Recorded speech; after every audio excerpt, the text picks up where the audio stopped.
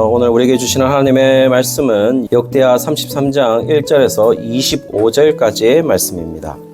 오늘 본문에는 남유다 제14대 왕이죠. 므낫세 왕과 제15대 왕이 아몬이 기록되어 있습니다. 특별히 오늘 본문은 33장 전체를 보시면은 두 가지의 모습이 극명하게 대조되는 이 므낫세와 그리고 한 가지 모습만을 얘기하는 이 아몬의 모습이 다뤄져 있습니다. 그래서 오늘 본문은 전체로 보시면은 네 부분 정도로 나눠져 있는데요. 첫 번째 부분은 1절부터 9절까지죠. 므낫세의 죄가 기록되어 있고 악행이 기록되어 있는 것이죠. 그 다음에 10절부터 13절까지 보시면 두 번째 부분으로 므낫세가 회개하는 장면이 나와 있습니다. 그리고 14절부터 20절까지 보시면은 세 번째 부분으로 므낫세가 선정을 베푸는 장면이 나오고 있어요.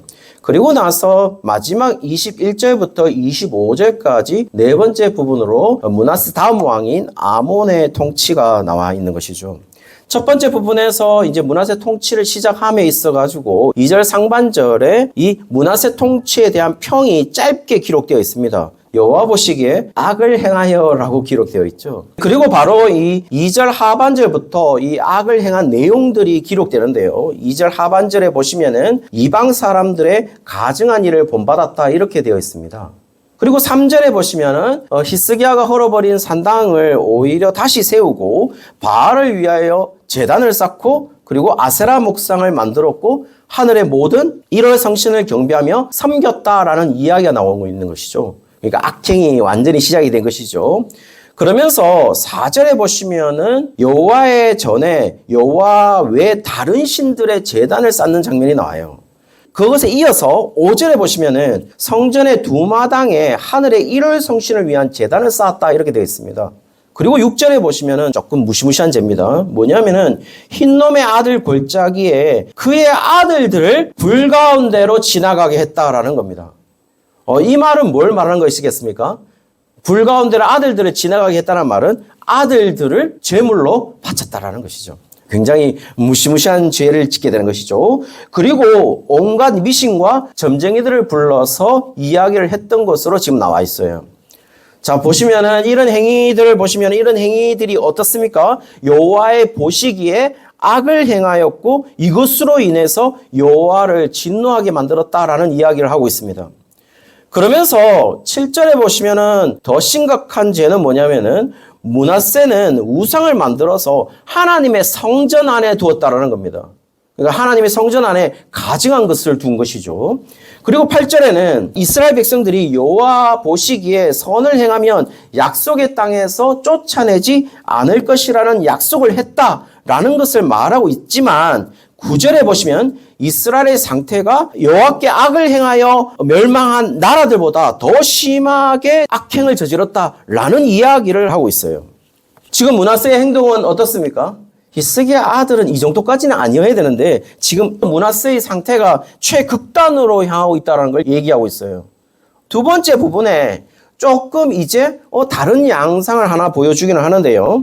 10절에 보시면은 여호와께서 므낫세와 그의 백성에게 계속 말씀하시지만 하나님의 음성에 대해서 귀를 닫았다라는 말을 표현하고 있습니다. 그러니까 하나님의 음성을 듣지 않았다라는 얘기죠. 이 백성들이, 므낫세와 백성들이 말이죠. 그리고 11절에 보시면은 그것 때문에 어떤 일이 벌어지냐면 하나님의 심판으로 아수르 군대가 쳐들어옵니다. 그리고 어떤 일이 벌어지냐면 므낫세 왕을 사로잡아가지고 쇠사슬로 묶여서 바벨론으로 끌고 갔다 이렇게 되어 있습니다. 그렇게 끌려가니까 어떤 일이 발생했냐면 12절에 놀라운 일이 하나 발생하는데 그게 뭐냐면 므낫세가 회개를 하게 되고 거기에 하나님 앞에 기도했다라고 나와 있어요. 그러면서 어떤 일이 벌어지냐면은 13절에 보시면 므낫세를 다시 예루살렘으로 돌아오게 합니다. 그러면 여러분 우리는 어떤 식으로 이해할 수 있겠죠? 여기 단순하게 이 이야기를 보면 므낫세가 회개하니까 예루살렘으로 다시 돌아왔다는 회개의 결과를 얘기하는 것처럼 보이죠. 그런데 희한한 고백을 합니다. 제일 마지막에 보시면은 그렇게 돌아오니까 므낫세가 뭐라고 말했냐면은 여호와께서 하나님이신 줄 알았다 이렇게 얘기하고 있어요. 자, 여기에서 11절에 보면 남유다를 친 주체는 어떻게 되어 있습니까? 아수르 군대잖아요. 아수르가 침입해서 남유다를 친 겁니다. 그리고 므낫세를 결박하여서 바벨론으로 끌고 간 주체도 누구입니까? 아수르 군대입니다. 그리고 또 13절에 보시면 사실적으로 예루살렘으로 돌아가게 한 것도 누가 허락해서 돌아가게 한 겁니까? 아수르 왕이 허락한 것이거든요. 아수르 왕이 허락 안 했으면 돌아가지 못했을 거 아닙니까? 그죠? 그러면 주체는 어쨌든 아수르 왕이에요. 자, 그런데요. 우리가 이 역사적 사실, 므낫세가 풀려냐는 배경이 있습니다. 이건 이제 역사적 배경입니다. 당시 므낫세가 다스리고 있는 그 시기에 맞물리고 있는 아수르 왕은 아수르 바니팔입니다. 그러니까 므낫세가 다스리던 남유다에게 쳐들어왔을 때 아수르 군대의 왕은 누구였냐면은 아수르 바니팔이라는 거죠.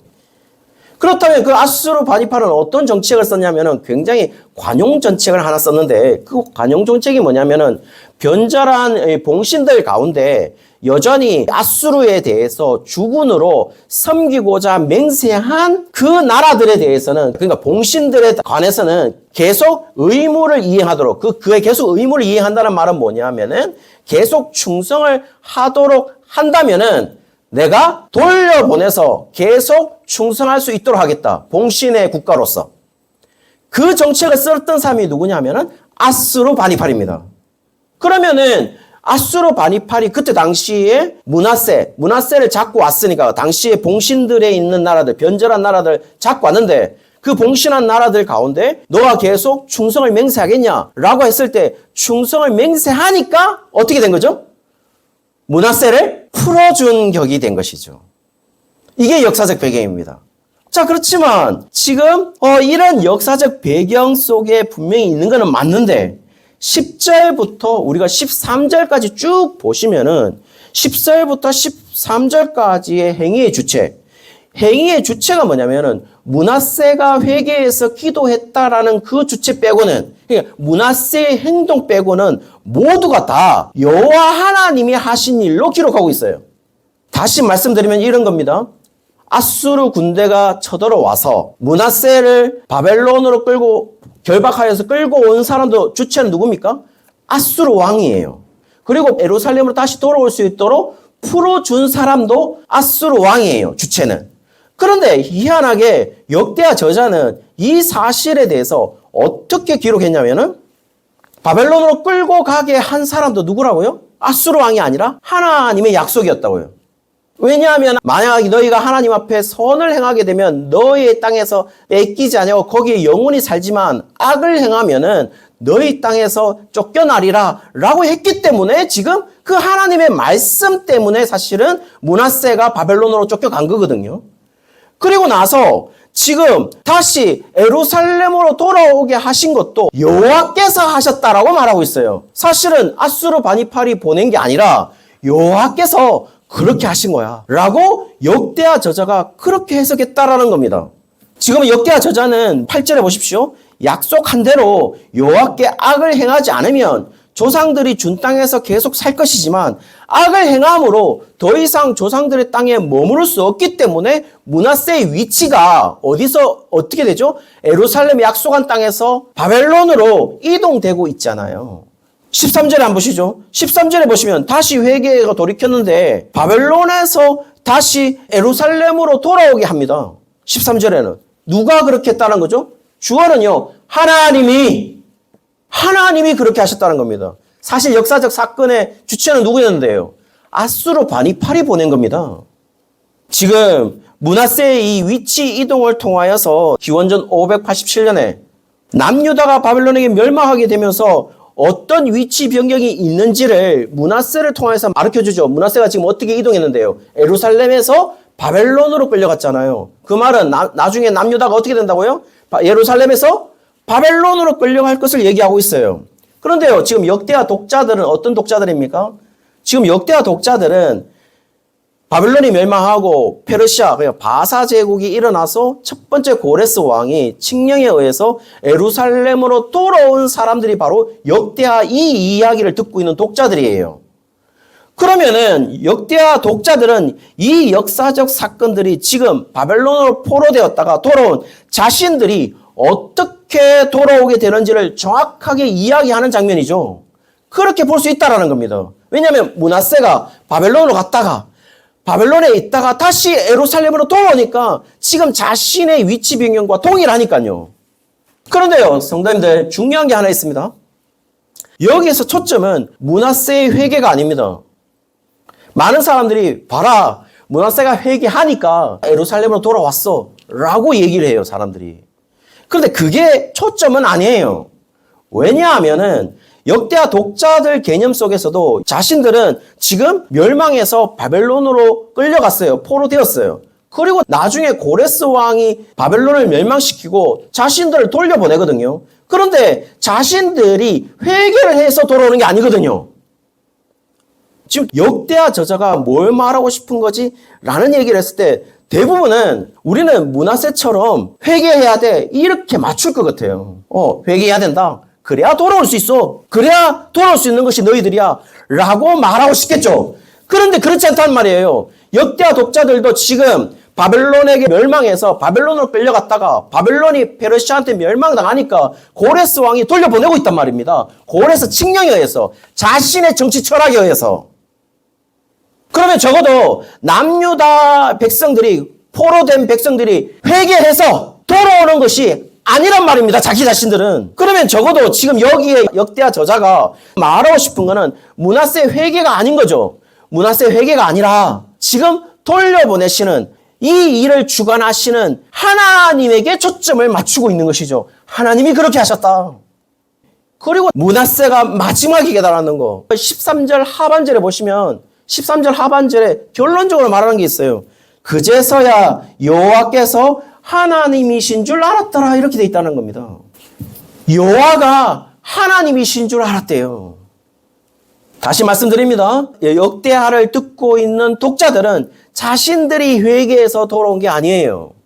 정확하게 말씀드리면 지금 므낫세의 자리 이동, 예루살렘에서 바벨론으로 끌려갔다가 다시 바벨론에서 예루살렘으로 돌아오게 하는 그 순간에서 므낫세가 회개해서 돌아오는 것처럼 지금 말하고는 있지만 독자들은 자신들이 회개해서 돌아오는 게 아니에요. 그렇죠? 이쪽은 아수르 바니팔이 풀어준 것이고 역대하 독자들은 고레스 왕이 고레스 칙령에 의해서 관용 정책에서 인권 선언문에 의해서 돌아온 것이란 말이에요. 그렇다면 이 말은 므낫세가 회개했다는 행동에 초점을 맞추는 게 아니라 이 일을 누가 하시는 거라고요? 하나님이 이 역사를 주관하시고 있다라는 거. 므낫세가 말해주고 있어요. 뭐라고요? 여호와가 하나님이신 줄 알았다. 그러면서 14절부터 이 세 번째 부분으로 그의 깨달은 뒤에 므낫세의 통치를 보여줍니다. 성벽을 구축했대요. 그리고 15절에는 이방의 신들과 성전에서 우상과 제단을 제거해서 성 밖으로 던졌대요. 16절에서 17절까지 보시면 성전에서 드리는 제의를 회복했대요. 제사를 회복한 거죠. 그런데요, 이 모든 회복의 시작을 여호와께서 주관하셨다라는 것을 아는 구절이 하나 있어요. 근데 그 구절을 한글 성경의 번역이 조금 어렵게 만들었어요. 그 말을 알 수 있도록. 그러니까 여호와께서 이 모든 것을 주관하셨다는 것을 한글 성경이 조금 번역을 아쉽게 했어요. 12절에 보시면 그가 환난을 당하여 그의 하나님 여호와께 간구하고 라고 되어 있어요. 원문 속에 보시면 어떻게 되어 있냐면은 한 단어가 한글 성경에서는 번역을 안 했어요. 그 한글 성경의 번역을 안 한 게 뭐냐면은 여호와께 다음에 파님이라는 단어가 하나 있습니다. 그리고 간구하고예요. 그렇게 번역이 되어 있어요. 그러면 파님이라는 말을 번역을 안 했다라는 말이잖아요. 이 파님이라는 단어의 뜻이 뭐냐면은 앞에 얼굴이라는 단어를 가지고 있어요. 전치사로 말한다면은 앞에라는 단어이고 명사로 말한다면은 얼굴이라는 단어예요. 그렇다면은 그 파님이라는 단어가 어디 또 나타나냐면은 그 뒤 12장 하반절에 보시면 그의 조상들의 하나님 앞에 크게 겸손하여라고 했을 때 그 앞에라는 그 단어가 파님이라는 단어예요. 자, 그러면 같은 단어면 저 앞에라고 해석을 할 수 있어야 되잖아요. 그러니까 여호와 앞에 간구하고라고 해석할 수도 있겠죠. 그런데 아까 파님이라는 단어는 앞에라는 뜻도 있지만 얼굴이라는 뜻도 있어요. 그러면 전치사면은 앞에고 명사면은 얼굴이라는 단어예요. 그런데 저 파님이라는 것을 목적격을 취했다는 말은 전치사가 아닌 것이죠. 명사로 볼 수 있다면 얼굴이라는 단어입니다. 근데 목적격을 취했다는 말은 얼굴을이라는 단어로 해석한다는 것이죠. 저 말을 우리가 좀 더 자세하게 번역하기 위해서는 강구하고라는 단어도의 뜻을 알아야 되는데 강구하다는 하라라는 단어를 썼어요.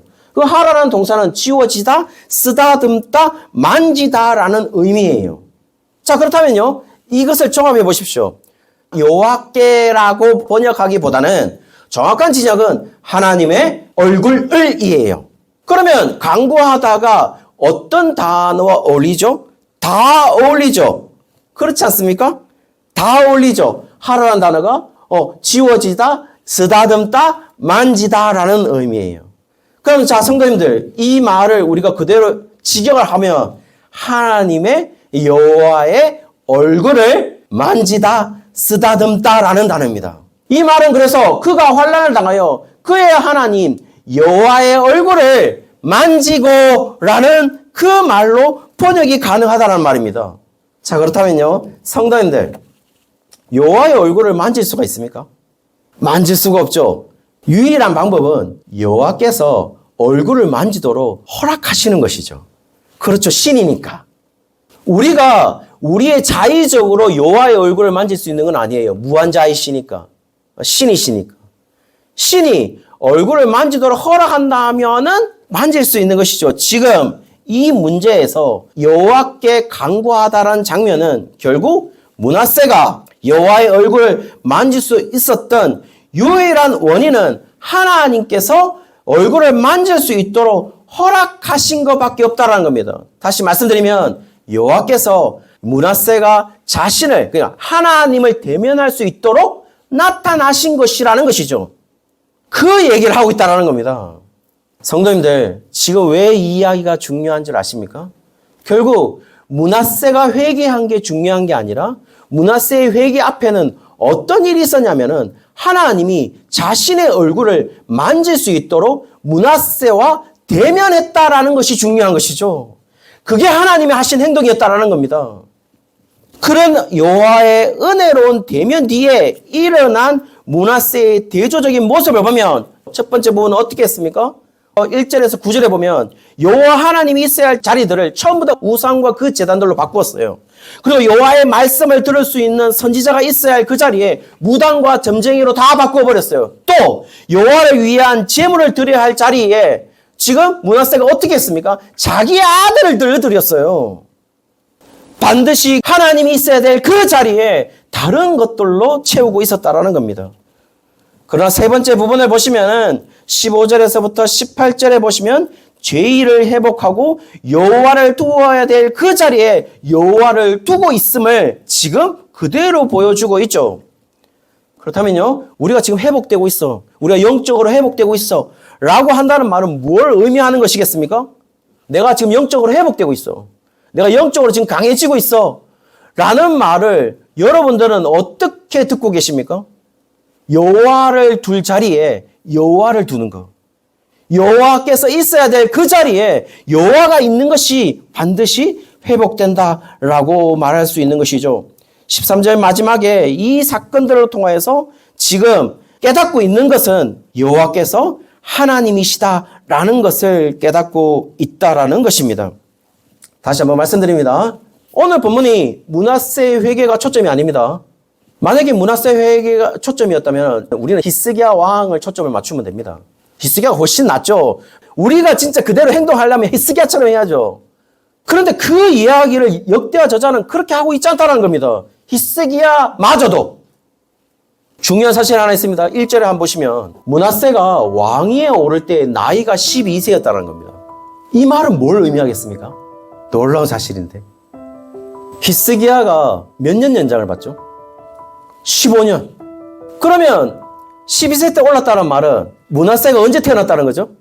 생명 연장 받고 3년 뒤에 그 생명 연장 기간에 므낫세가 태어났다는 거죠.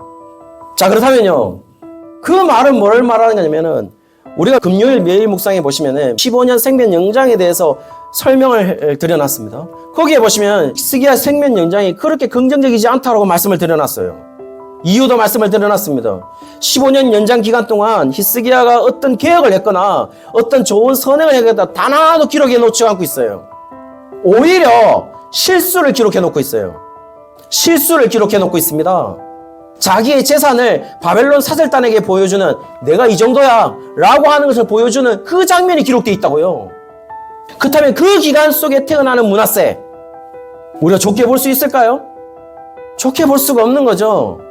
그리고 또 므낫세에 대해서 이 회개가 초점이 아니었다라는 것을, 또 므낫세가 변해서 좋은 선행을 했다라는 것이 초점이 아니다라는 것을 22절에 보시면 역대하 저자가 아몬 통치를 하는 모습 속에서 이렇게 얘기합니다. 22절에 보시면 이렇게 돼 있어요. 아버지 므낫세의 행함같이 여호와 보시기에 악을 행하였다, 이렇게 돼 있다는 겁니다.